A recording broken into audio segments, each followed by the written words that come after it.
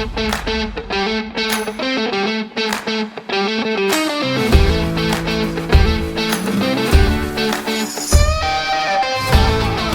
is Raceway Ministries Today.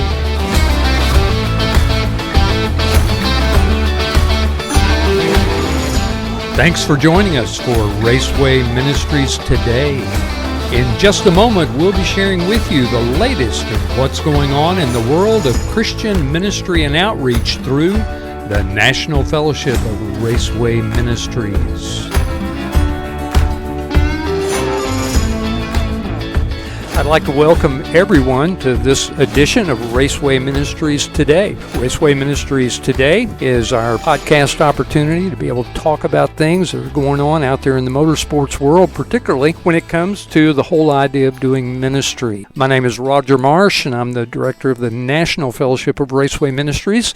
If you need to know more about what we do with NFRM, you certainly can go to our website, racewayministries.org.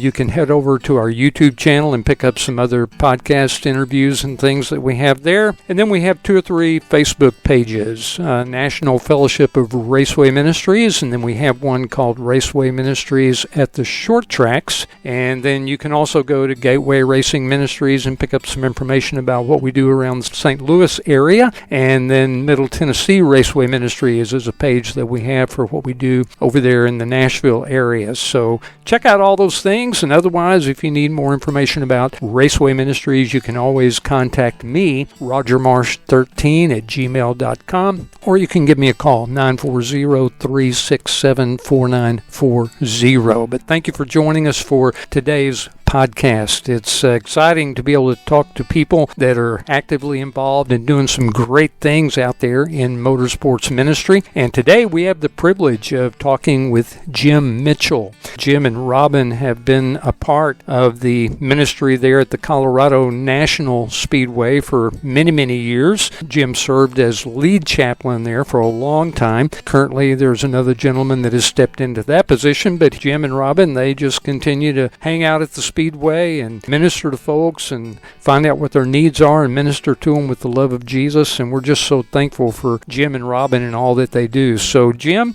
welcome to the podcast today, and I hope things are going okay up your way. Well, thank you, sir. I'm delighted to be here, looking forward to hopefully broadening out maybe the mindset of some of our existing chaplains and educating people who are out of their mind enough to think about doing this.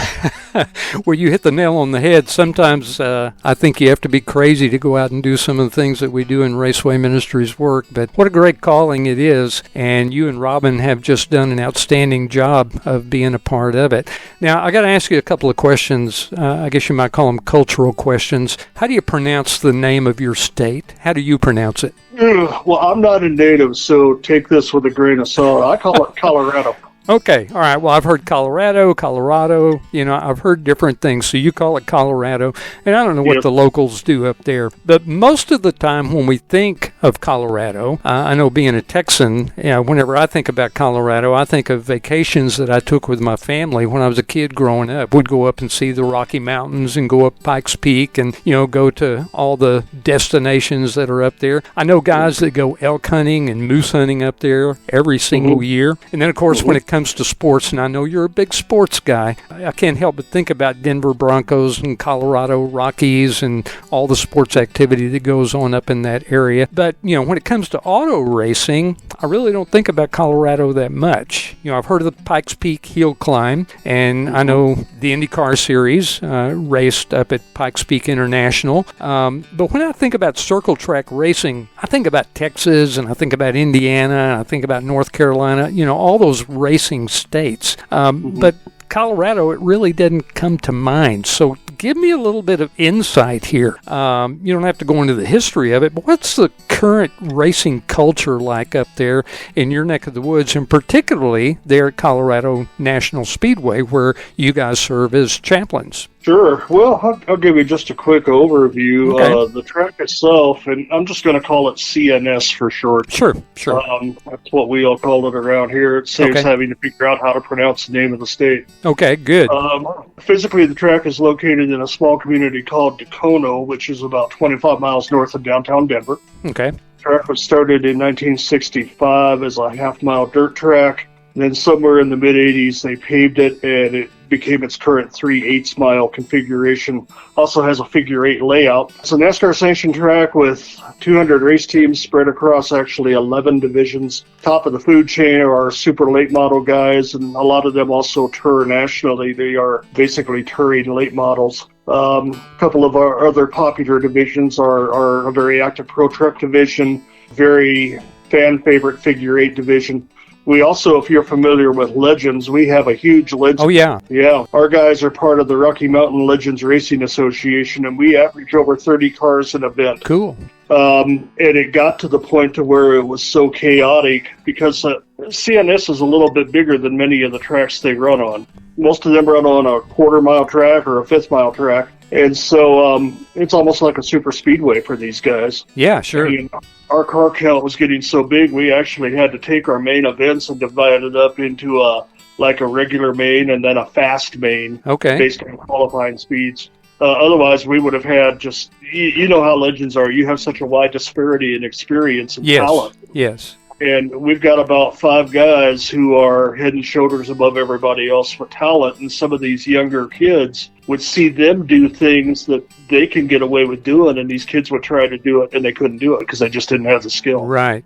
So we, after years of chaos, they finally decided let's err on the side of safety and split these guys up a little bit by talent level and speed. Sure. So we draw regularly for competitors from 4 states. This last year, we had actually people from 7 different states plus Canada. Wow. Yeah. Our track seats 10,000 is our capacity, and we have half a dozen events a year where we pack that thing out. We averaged, I think, 7,500 per event over this last season. Wow, that's a crowd now. Yeah, it is a good-sized crowd. And we run a long season compared to some of the other tracks, especially down in the South. And I don't know so much about tracks in Texas, but our season is 28 weeks long, and we will run 31 events over 28 weeks without taking a week off. Well, I know here in Texas, we start racing at the short tracks in March. Typically, it wraps up, sometime around the 1st of November, and then they have their appreciation award banquets and all that kind of thing. But I know from keeping track with some of the short tracks up there in the north, for example, Wisconsin, Minnesota, and those places, and those guys, they may not start up until April or May, and they may be done by mid-September. But for your area, that sounds like a long season for a short track. So you guys do a lot up there. It's a grind. Yeah. But we've got a very loyal fan base, and they're also knowledgeable about the sport. And so that helps a lot because there's plenty of support there for everybody. Yeah. Well, it sounds like a very successful venue up there, and kudos to CNS for having such a great program going on. Apparently, they've had some great ownership, great promoters, some people up there that obviously love the sport and really keep the wheels turning with it, and that's a good thing. So, man, I appreciate that thumbnail sketch of what's going on up there. 3/8 mile track, is that what you said? Yes, sir. And we are also a NASCAR sanctioned track. So yeah, awesome. We have most of our divisions are competing on both a state level as well as a regional and a national level for awards and championships. Awesome. So awesome. We've got half a dozen guys who race all over the country. A couple of the biggest names probably to come out of CNS. You'll remember Rick Corelli. Yes. Mm-hmm. He's a local boy. Okay. If you think back to when Furniture Row first started there, at the time Bush and Cup team, there was a guy named Jerry Robertson who was a part-time driver along with Kenny Wallace. Yeah, and now they're out of Denver, right? They're out. They used to be. Yeah, okay. And then Jerry still lives here and does a lot of support in terms of building chassis and different other things for a lot of racers. His son, Darren, has won multiple championships in the super late model division at the track, and they're very involved in the community here. So, well, I had no idea that much racing went on up in that neck of the woods, and had no idea that CNS had such a rich history and such great racing going on. Obviously, that translates into great opportunity for ministry. And so, as we talk about Raceway Ministries today, I'm hoping that you'll be able to share some of the wonderful things that you guys have learned in your years of doing chaplain ministry there at CNS. But let's start, first of all, with how you and Robin came to be a part of God's family. I don't know what your background is. I don't know what your history is. And I don't know how much of it you want to share, but I always like to find out, how did you guys come to know the Lord? How did you become a part of God's family? Well, I was a church rat who grew up in the church. Okay. You're an old Baptist boy. You may remember the name Richard Jackson, who was a two-time president of the SBC. Oh, yeah. We went to his church in Phoenix when I was a child, and he's the one who helped lead me to Jesus and baptized me at the age of 8. But I grew up, and then a few years later, we moved out to Illinois and got involved in a small Southern Baptist church out there. Okay. In Quincy, Illinois. But I never was really effectively discipled as a child, so I grew up really shallow with knowledge and activity replacing growth and discipleship. And I didn't really start to mature in my faith until God pulled the rug out from under me in my mid-30s. But I grew up in the church, and so you know how it is. You grow up and get to a point where you can just parrot a lot of stuff. Oh, I've been there and done that. Yes, and sir. So I actually kind of had to go through a process of God helping me sort out what was real and what was not real in my faith at one point. Robin came from a background that didn't know Jesus. Her family had Mormon roots. They were not saved. They were wonderful people, but they didn't have a relationship with God through Jesus. Okay. She was invited to a local church by friends when she was about 13. Went there, found Jesus, and then wound up going to another church that was run by a family and became part of the adopted family of that church. And she was involved in that church until we got married about 10 years later. So, well, you have a church background, and it sounds like things became a little bit unraveled as you moved along and needed some clarification for what God might want to do. So how did that process of maturity get started, and where did it go in your life? Well, the short version of a very long story, and some of this actually applies to how we approach what we do as chaplains. Good. I meandered around for a long time. I pretty much wasted most of my 20s. Okay. 40 years ago right now, actually, I was in a substance abuse and alcohol treatment program run by the Salvation Army here in Denver. Oh, my goodness. And this is as a Christian who was just in a backslidden and very immature state. Right. I have spent probably about 900 nights, approximately 2.5 years, living in the streets here in Denver, hardcore. Oh. I spent probably about 70 to 75 nights in jail. Wow. That here in Colorado, I have a background full of debris, and when God put Robin and I together, I had been out of the streets less than 2 years. Okay. And so I was not really ready for the responsibility of marriage. And we got through the first 6 years, and when we hit the 6-year mark, I had become very good at manipulating people and misleading people about who I was and what I was. Okay. And it got to a point to where it eroded Robin's ability to trust me or depend on me for anything that you need in a relationship. And so God literally used some friends to pull the rug out from underneath me in the spring of 1993. Okay. And Robin wanted to leave. And God told her, no, you stay put. And the word God gave her was stand. Don't leave. Yeah. And we moved into separate bedrooms in the same house. And the church we had been involved in had gone through a split, and we had formed a couple of small house churches with a core group of about 20 people. And these people came alongside both of us, and they gave us consistency in just supporting us. And I had a couple of them come alongside me and basically kick me in the butt. And a couple of them came alongside Robin and said, we are with you through this. We don't think God wants to end your marriage, and we are going to walk with both of you through this process. And so God took us through an extended period where we both had different areas where we had to grow. And I literally had to relearn a sense of responsibility all over again, starting in my mid-30s. And so we spent about a year here, and then God hauled us out to Minnesota. Wow. And we spent 7 years out there, and the first 5 years out there, we struggled to build relationships with people, and it's because God kept us in an environment where we had to depend primarily on each other and on Him. And we had to learn as He led us along how to do that. And it was a tedious process. At times it just made my brain go numb. But I would not be who I am now without who I was then and what God did. So wow. That's the short version of how I got from there to here. And then God put us in churches with good people and good training and good discipleship tools along the way that I was able to take a lot of what was just head knowledge and make it personal and begin to really develop and mature in my walk.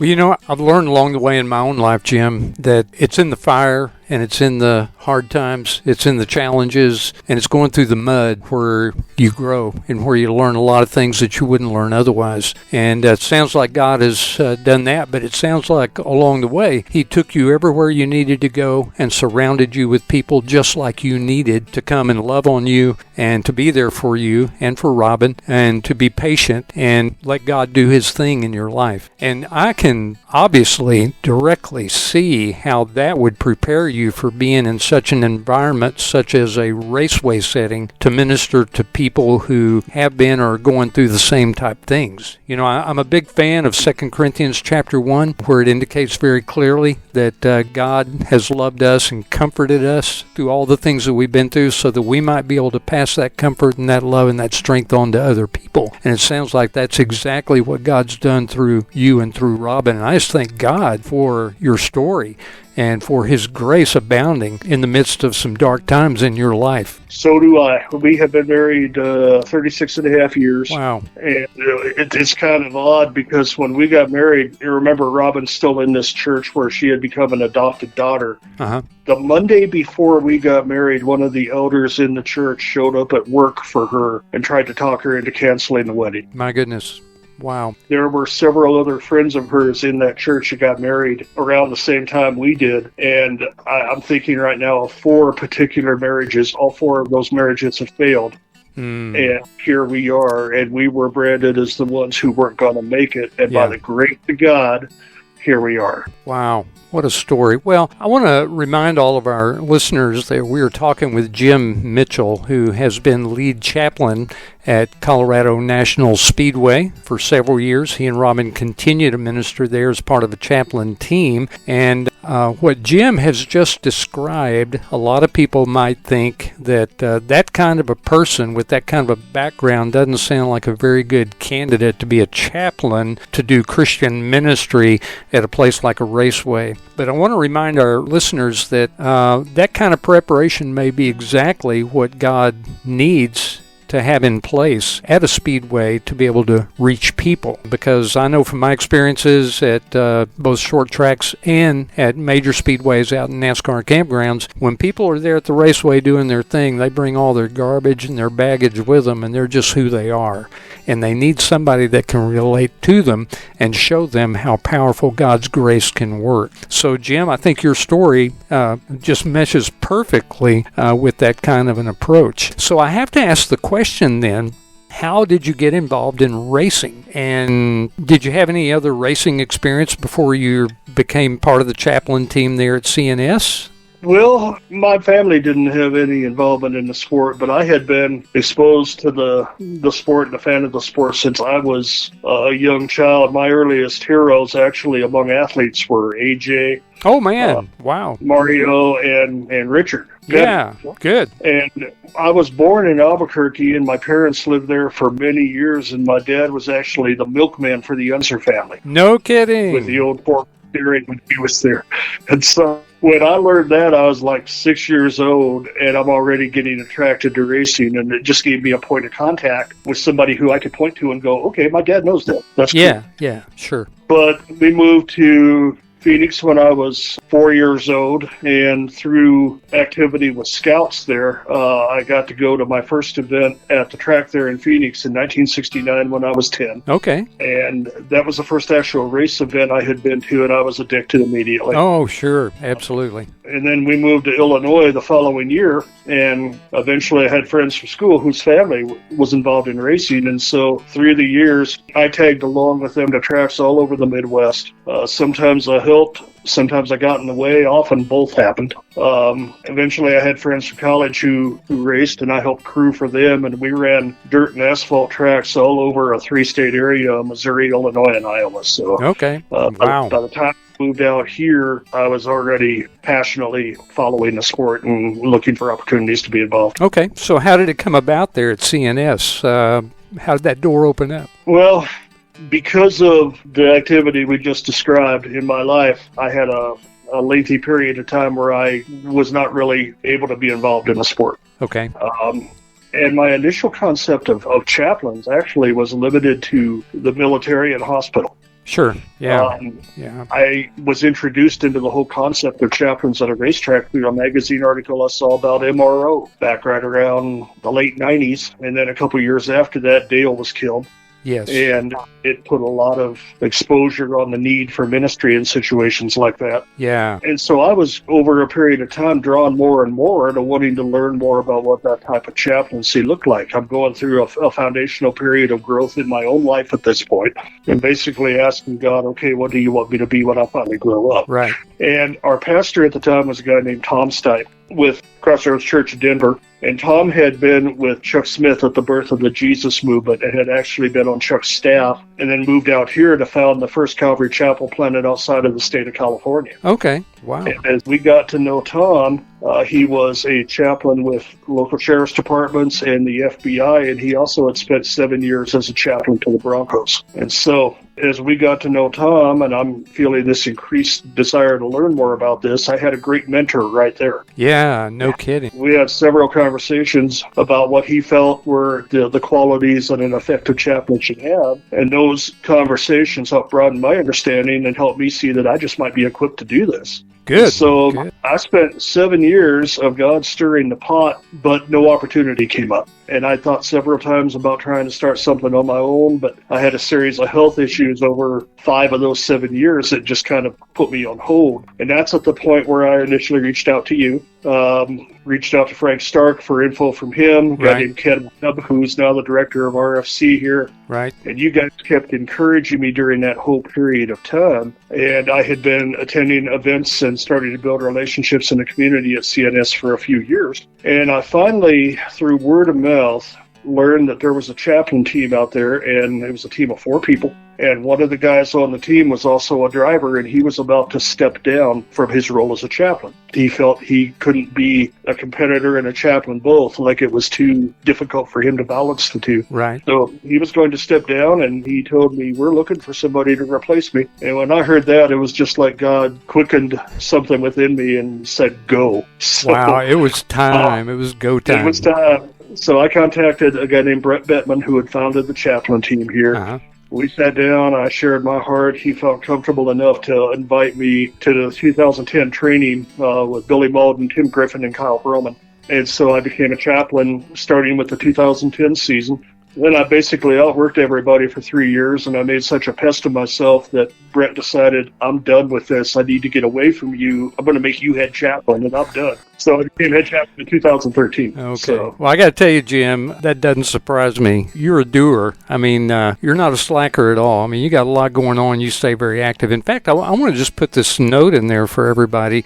If you want to go to the most entertaining Facebook page on the planet, go to Jim Mitchell's Facebook page. I mean, the guy is just so active.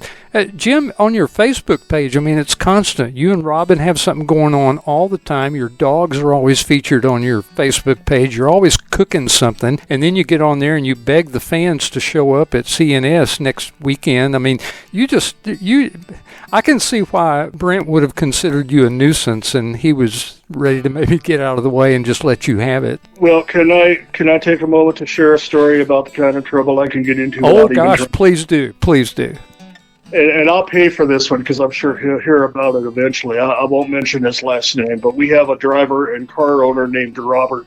And when this happened in 2000, I guess about 2016, Robert was competing in 3 divisions at the track. Okay. And this particular night, he had managed to wreck a super stock, a late model, and a truck all on the same night. Okay.